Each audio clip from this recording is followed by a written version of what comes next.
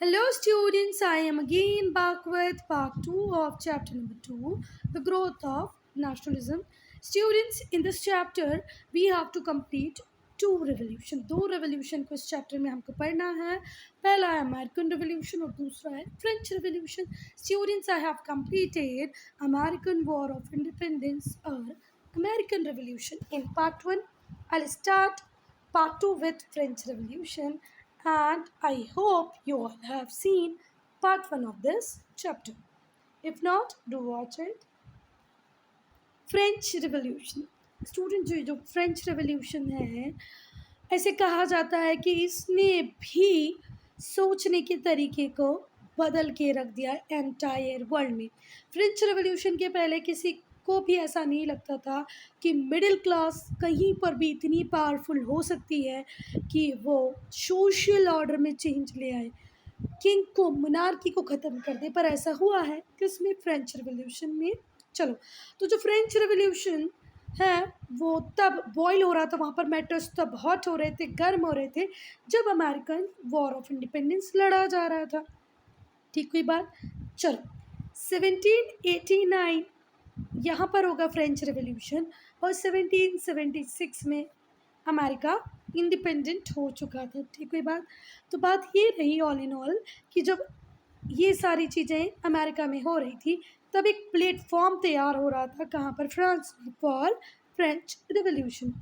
जो कंडीशंस थी फ्रांस में were no worse than the condition that existed in other part of Europe. Europe के part में भी, पूरे यूरोप में भी सिचुएशंस बहुत ख़राब थी. वैसा ही फ्रांस का भी हाल था. एक तरफ जहाँ ऑटोक्रेटिक, निरंकुश, एक्स्ट्रावेगेंट रूलर, प्रिविलेज थी नॉबल्स, प्रिविलेज थे क्लर्जी, नोबेलिटी को बहुत सारे प्रेफरेंसेस मिलते थे, क्लर्जी एक प्रिविलेज क्लास थी, ऑटोक्रेटिक रूलर था. वहीं दूसरी तरफ लैंडलेस पीजेंट थे, मतलब वो किसान जिनके पास ज़मीनें नहीं हैं, जॉबलेस वर्कर्स थे, जिनके ऊपर बर्डन था पॉवर्टी का, अनइक्वल टैक्सेशन का. एक और फ्रांस सोसाइटी की प्रॉब्लम थी कि यहाँ पर सबसे ज़्यादा पैसा, सबसे ज़्यादा प्रेफरेंसेस और प्रिविलेज मिलते थे नॉबल्स को और क्लर्जी को, और टैक्स लगाया जाता था थर्ड स्टेट पे, पुअर पीपल पे. तो यहाँ के जो जॉबलेस वर्कर्स थे, लैंडलेस पीजेंट थे, उनके ऊपर गरीबी का तो बर्डन था ही था, अनइक्वल टैक्सेशन से भी वो परेशान थे. हम इंडिया में उन लोगों के ऊपर टैक्स इम्पोज करते हैं जिनकी इनकम ऐसी है कि वो टैक्स दे पाए, पर फ्रांस में तो उल्टा ही था. जो रिच थे, नॉबल्स और क्लर्जी, उन्हें तो टैक्स देने से फ्री रखा गया था, और जो पुअर क्लास थी, थर्ड स्टेट, उसे टैक्स देना पड़ता था. France had been a strong and powerful state in 18th century. 18th century में जो फ्रांस था वो बहुत ज़्यादा स्ट्रॉन्ग था और एक पावरफुल स्टेट था. ठीक है. She had seized vast territories in North America and island in West Indies. France ने नॉर्थ अमेरिका में बहुत सारी टेरिटरीज़ एक्वायर कर रखी थी उनके पास. वेस्ट इंडीज़ के आसपास जो आइलैंड है वो भी फ्रांस के पास थे. मतलब फ्रांस ऐसा नहीं था कि बिल्कुल कमज़ोर लाचार बेचारा था, पावरफुल था. पर आउटवर्ड स्ट्रेंथ जितनी इसकी थी कि भाई वेस्ट इंडीज़ में कॉलोनीज़ हैं, नॉर्थ अमेरिका में कॉलोनीज़ हैं, अंदर से उतना ही प्रॉब्लमेटिक था. जो फ्रेंच मोनार्की थी वो क्राइसिस में थी, जिस वजह से पूरा डिस्ट्रक्शन हुआ. जो फ्रांस की सोसाइटी थी वो क्लासेस में डिवाइड थी, क्लासेस और स्टेट्स. ठीक है बात. हम क्लासेस को ही क्या बोल रहे हैं? स्टेट्स. फ्रांस की सोसाइटी क्लासेस में, स्टेट्स में डिवाइड थी. टू प्रिविलेज क्लासेस थी. पहली थी क्लर्जी, दूसरी थी nobility. These two were known as first state and second state. First state clergy, second state nobility. People in these two states, इन दो स्टेट्स में रहने वाले लोग, या इन दो स्टेट्स में आने वाले लोग, रहने वाले नहीं, आने वाले, क्योंकि ये तो क्लास है ना बेटा, कुछ जगह थोड़ी नहीं है. भले वो क्लर्जी हो या नोबेलिटी हो, उन्हें एग्ज़ाम किया जाता है. एग्ज़ाम मतलब छूट दी जाती थी. किससे छूट दी जाती थी? टैक्सेस से उन्हें एग्जम्पशंस मिला था. जो लाइफ थी नोबेलिटी की, वो एक्स्ट्रा वेगेंस थी, लग्जरी थी, लग्जरी मतलब विलासिता वाली, एक्स्ट्रावेगेंस मतलब फिजूल खर्ची, बहुत ज़्यादा फालतू खर्च करते थे, बहुत ज़्यादा आराम का जीवन जीते थे।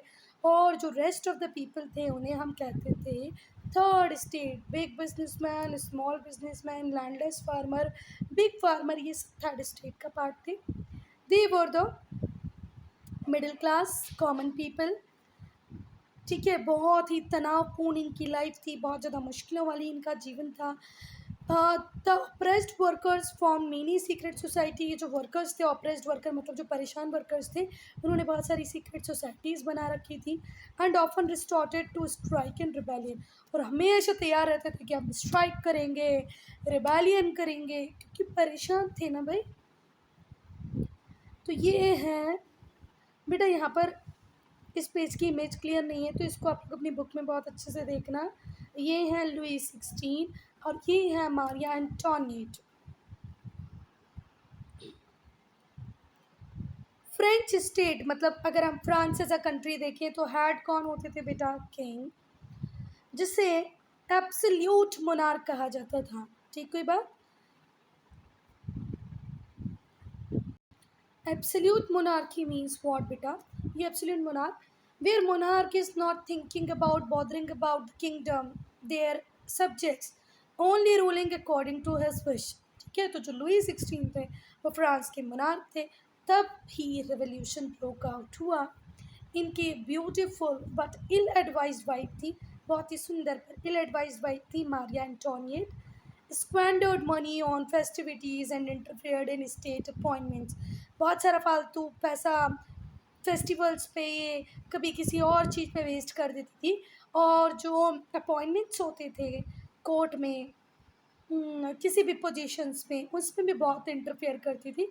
और इनके जो फेवरेटीज़ होते थे ना, फेवरेट्स होते थे, कुछ लोग नहीं होते हमारे फेवरेट ही बन जाते हैं, फेवरेट बन जाते हैं, उनको प्रमोट करती थी।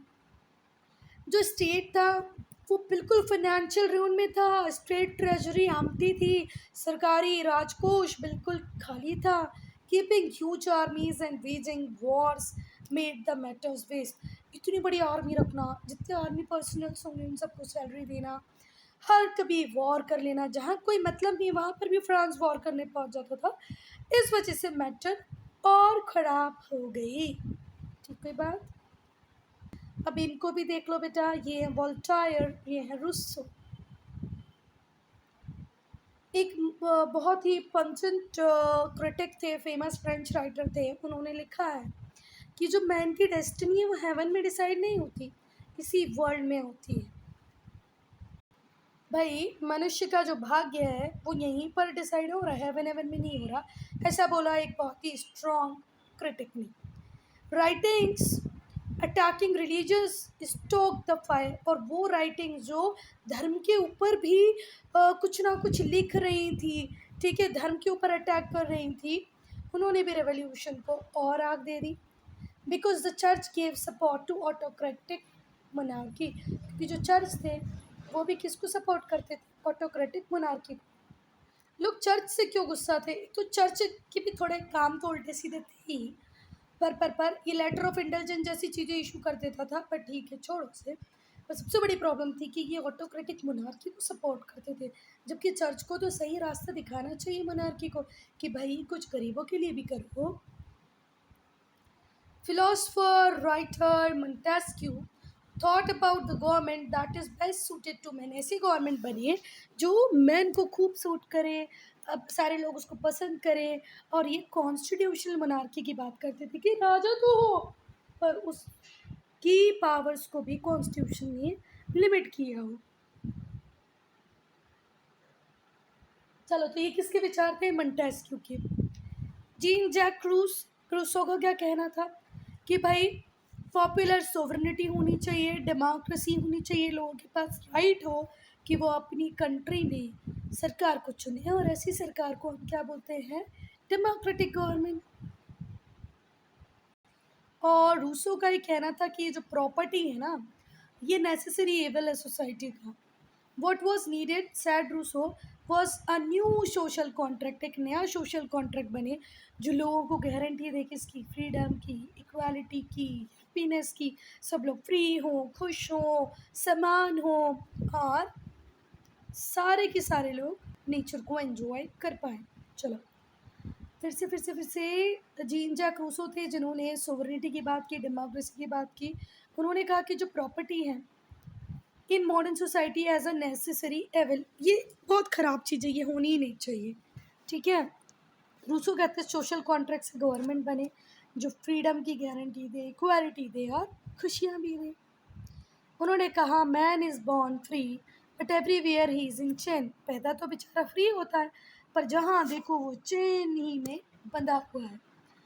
Because of his revolutionary ideas, इसके रेवोल्यूशनरी आइडियाज़ से नेपोलियन राइटली ऑब्जर्व, नेपोलियन ने ऑब्जर्व किया there would have been no revolution but for Rousseau. इस सेंटेंस का मतलब है भाई रूसो नहीं होते तो रेवोल्यूशन भी नहीं होता। फ्रेंच रेवोल्यूशन हुआ तो किसकी वजह से? रूसो की वजह से। शुरू से ही लुई 16 ने जब से कार्यभार संभाला, जब से वो राजा बने, तब से ही हंगर रायोट्स होते थे, भूख के कारण दंगे होते थे। पर जो किंग थे और क्वीन थे क्लामर्ड फॉर मनी। फिर भी जो किंग थे, क्वीन थी, दोनों ही क्लामर्ड फॉर मनी, पैसे के लिए चिल्लाते रहते थे, लोगों से पैसे लेते रहते थे। ठीक है, 7 ईयर वॉर्स, कब से कब तक? 1756 से 1763 तक। 7 ईयर वॉर 1756 से 1763 had meant defeat for France and thus a blow of monarchy। 7 year war हुए कब से कब तक? 1756 से 1763 पे। यहाँ पर अगर फ्रांस की हार हुई तो लगभग मोनार्की को एक बहुत बड़ा ब्लो मिलेगा, मोनार्की भी स्टेबल नहीं रह पाएगी। जो फ्रेंच पार्टिसिपेशन था अमेरिकन वॉर ऑफ इंडिपेंडेंस में, इसका मतलब और ज़्यादा एक्सपेंडिचर लग रहे हैं। अब देखो फ्रांस को कोई ज़रूरी है अमेरिका में जाके लड़ना? ब्रिटेन से बिल्कुल नहीं है, फिर भी वो अमेरिका को सपोर्ट कर रहा है अगेंस्ट ब्रिटिश, अपना पैसा फालतू खर्च कर रहा है, खुद अपनी कंट्री में हंगर रायोट्स चल रहे हैं। पर अब ठीक है, क्या ही कर सकते हैं। जो नॉबल्स और जो प्रीस्ट थे उन्हें टैक्स से एग्जम्पशन मिला हुआ था, वो टैक्स नहीं देते थे। Bankruptcy become a tragic reality for many, और धीरे धीरे बहुत सारे लोगों का बैंकरप्ट होना बिल्कुल संभव था। और लोगों को एक और जगह थी जहाँ से इंस्पिरेशन मिल रही थी, वो थी अमेरिकन वॉर ऑफ इंडिपेंडेंस से इंस्पिरेशन मिल रही थी फ्रेंच को। They were determined to stand against injustice autocratic government. अब इन्होंने भी ठान लिया हम भी खड़े होंगे अनजस्ट के खिलाफ, ऑटोक्रेटिक गवर्नमेंट के खिलाफ। 1789 में जो लुई 16 थे summon the state general assembly 1789 में लुई 16 ने बुलाया स्टेट जनरल की असेंबली को, स्टेट जनरल की मीटिंग को, उसको ही असेंबली बोलते थे। क्यों बुलाया? टैक्स को रेस करने के लिए। 1789 17 जून 89 को जो मेंबर थे थर्ड स्टेट के, उन्होंने डिक्लेयर कर दिया अपने आप को नेशनल असेंबली। ठीक हुई बात।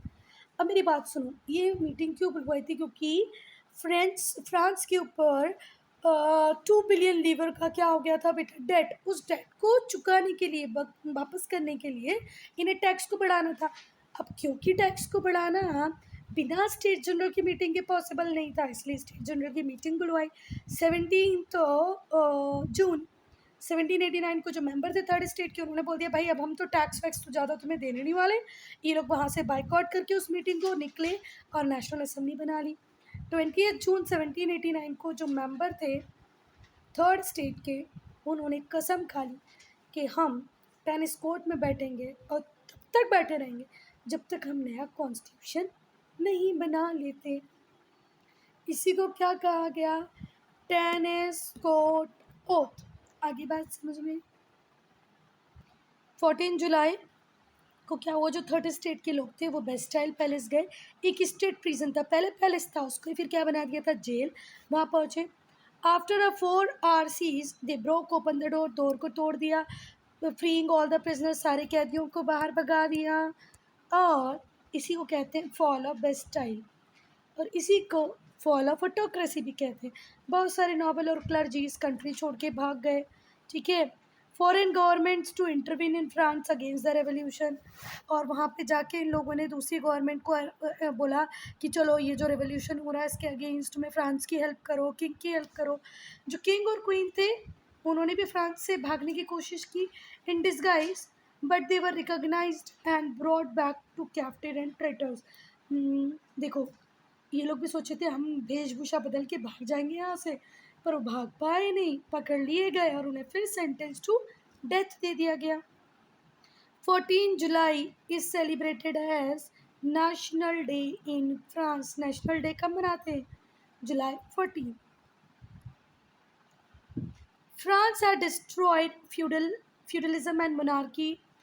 फ्रांस ने फ्यूडलिज्म को भी ख़त्म कर दिया, मोनार्की को भी ख़त्म कर दिया और नए इंस्टीट्यूशन बनाए जो लिबर्टी और इक्वालिटी की बात करते थे। जो किंग थे, क्वीन थी, उन्हें ट्राई किया गया एंड एग्जीक्यूट कर दिया गया 1793 में। राजा रानी को मार दिया गया। कब मारा? 1793 में। The French revolution was a world shaking event. और ये जो फ्रेंच रेवोल्यूशन था इसने दुनिया को हिलाकर रख दिया। क्या क्या कॉन्सिक्वेंसेस थी बेटा फ्रेंच रेवोल्यूशन की? फ्रेंच रेवोल्यूशन से फ्यूडलिज्म खत्म हो गया फ्रांस में। It destroyed all vestiges of feudalism and liberated the serf. जितने भी सर्व्स थे, दास थे, उन सबको आज़ादी मिल गई। किसके ख़त्म होने से? फ्यूडलिज्म के ख़त्म होने से। जितने भी लॉज थे जो ओल्ड फ्यूडल रिजीम में बने थे, उन सबको एन्यूल्ड कर दिया गया, कैंसिल आउट, ख़त्म कर दिया गया। चर्च से लैंड ले ली गई और वो लैंड कॉमन्स को दे दी गई। ठीक हुई बात? And brought by middle classes. Church land and land held in common by the community. जो कम्युनिटी के पास कॉमन्स में बहुत सारी लैंड थी, चर्च के पास जो ज़मीनें थी, वो मिडिल क्लास को, कॉमन पीपल को दे दी गई। और जितने भी प्रिविलेजेस थे उन सबको एबलिश कर दिया गया। Land held in common by the community. Community के पास जो ज़मीन थी, चर्च की जो ज़मीनें थी, वो उनसे ले करके मिडिल क्लास और लैंडलेस फार्मर्स को दे दी गई। प्रिविलेजेस जो तुम्हें टैक्स एग्जम्पशन वगैरह मिला गया था उसको एबलिश कर दिया। एक नया डेमोक्रेटिक सोशल ऑर्डर यूरोप में आ गया। जो फ्रेंच रेवोल्यूशन था उसने इंस्पायर किया मूवमेंट को in every country of Europe. भले साउथ सेंट्रल अमेरिका हो, यूरोप की कोई कंट्री, हर व्यक्ति चाह रहा है यार अब तो मोनार्की को उखाड़ फेंको, लड़ाई करो। फ्रेंच रेवोल्यूशन एक क्लासिक एग्जाम्पल हुआ रेवोल्यूशन का बहुत सारे नेशंस के लिए। To emulate. एम्यूलेट का मतलब होता है अनुकरण करना, नकल करना। तो दूसरे सारे नेशन हम नकल करने की कोशिश करें, जैसा फ्रांस में हुआ हम भी करेंगे। लिबर्टी, इक्वालिटी और फ्रेटर्निटी का आइडिया सब जगह फैलने लगा। जो ऑब्जेक्टिव्स थे, अगर हम हिंदी मीनिंग की बात करें कि ये होते क्या है? स्वतंत्रता, समानता, बंधुत्व। हम आपस में एक कंट्री में रहने वाले लोग सब भाई बंधु हैं, सब समान है, इक्वल है और स्वतंत्रता भी है, फ्री भी है। जो ऑब्जेक्टिव था रिवॉल्यूशन का, वो हर जगह प्लेस टू प्लेस वेरी किया। एक जैसी सिचुएशन नहीं थी ना बेटा पूरे वर्ल्ड में। बहुत सारी कंट्रीज़ में एम था रेवोल्यूशन का कि वो ऑटोक्रेटिक रूलर को ओवरथ्रो कर दें, उखाड़ के फेंक दें। कहीं पर एबोलिशन ऑफ सर्वडम था, दास प्रथा को, दासत्व को ख़त्म करना था। कहीं पे फॉरेन रूल को ख़त्म करना था, तो कहीं पे सोशल, पॉलिटिकल, इकोनॉमिक रिफॉर्म लाना। कई लोग अपने समाज में, राजनीति में, अर्थव्यवस्था में सुधार लाना चाहते थे। कुछ लोग फॉरेन रूलर को उखाड़ के फेंकना चाहते थे, कुछ लोग दास प्रथा को ख़त्म करना चाहते थे और कुछ ऑटोक्रेटिक रूलर को। चलो, तो जो नेशनल असेंबली थी उसने अडॉप्ट किया एक फेमस डिक्लेरेशन ऑफ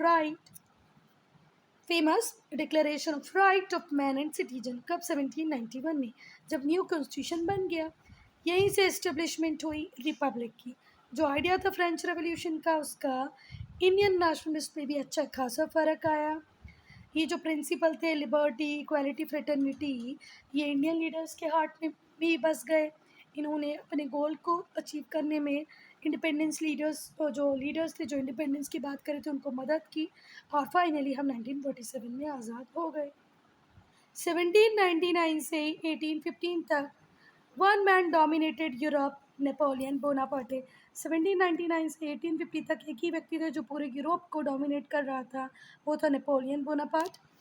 वो ब्रिलियंट मिलिट्री लीडर्स था जो फ्रेंच आर्मी इसको लीड कर रहा था और लगातार स्ट्रिंग मतलब माला की तरह एक के बाद एक के बाद एक यूरोपियन पावर के ऊपर जीत पाता जा रहा था। अर्ली लाइफ की अगर हम बात करें तो नेपोलियन 1769 में बॉर्न हुआ, island of Corsica. Military education ली, फिर मिलिट्री आर्मी को ज्वाइन किया 1786 में and won acclaim when seize the port of Toulon. उन्हें रिकॉग्निशन कब मिला? जब बेटा उन्होंने टोलोन के पोर्ट को सीज कर लिया, किससे? ब्रिटिश से 1793 में। समझ में आ गई बात। कोस्का में इनका जन्म हुआ, फिर उन्होंने मिलिट्री एजुकेशन ली, 1786 में आर्मी ज्वाइन कर ली। फिर इन्हें रिकॉग्निशन अक्लेम कब मिला? जब इन्होंने टोलोन के पोर्ट को सीज कर लिया, जो कि किसके कंट्रोल में था? ब्रिटिश कंट्रोल में था।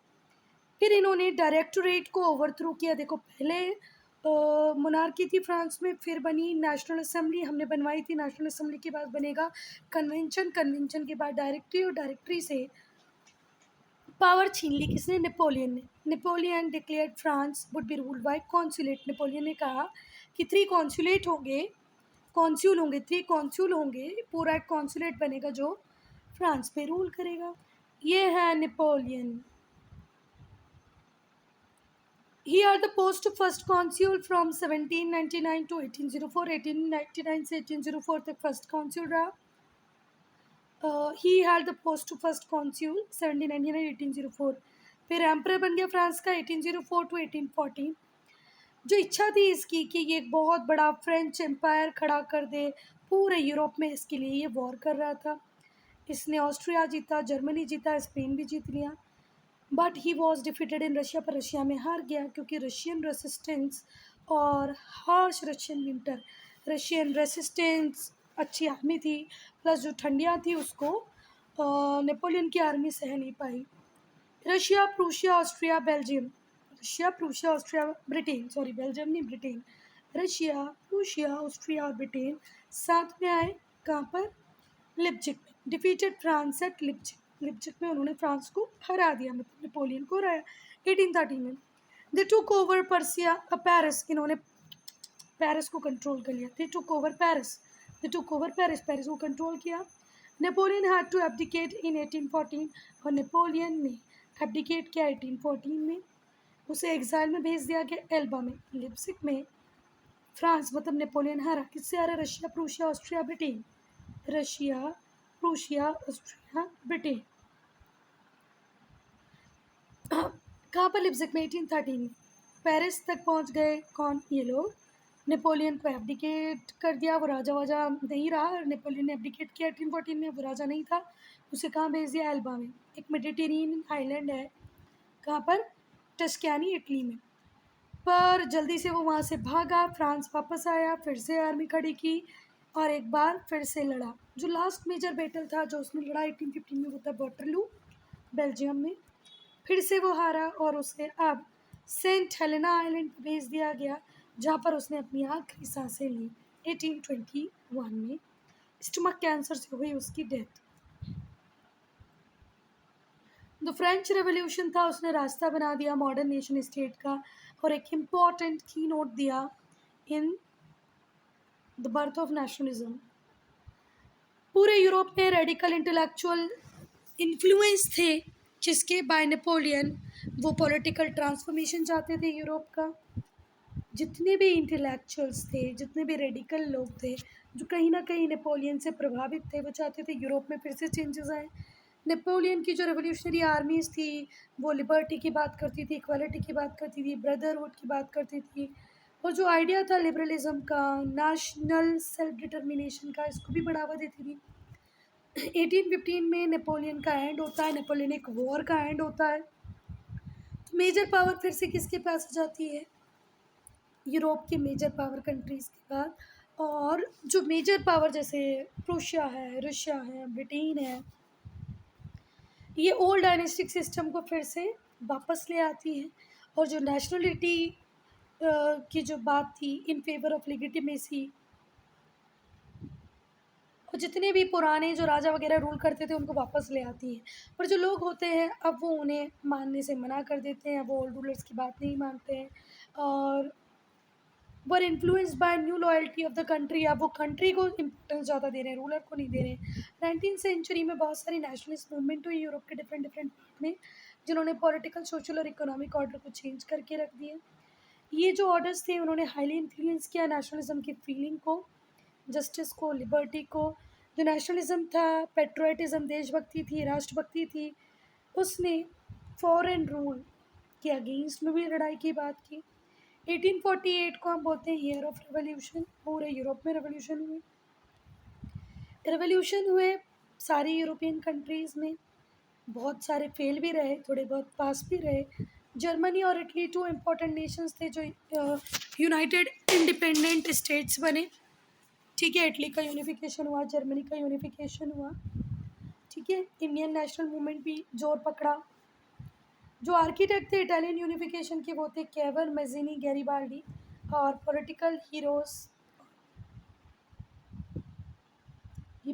हीरोज़ बन गए और इंस्पिरेशन बन गए। Student, I'm ending this video here. Only if you have any doubt, any problem, to write in comment section.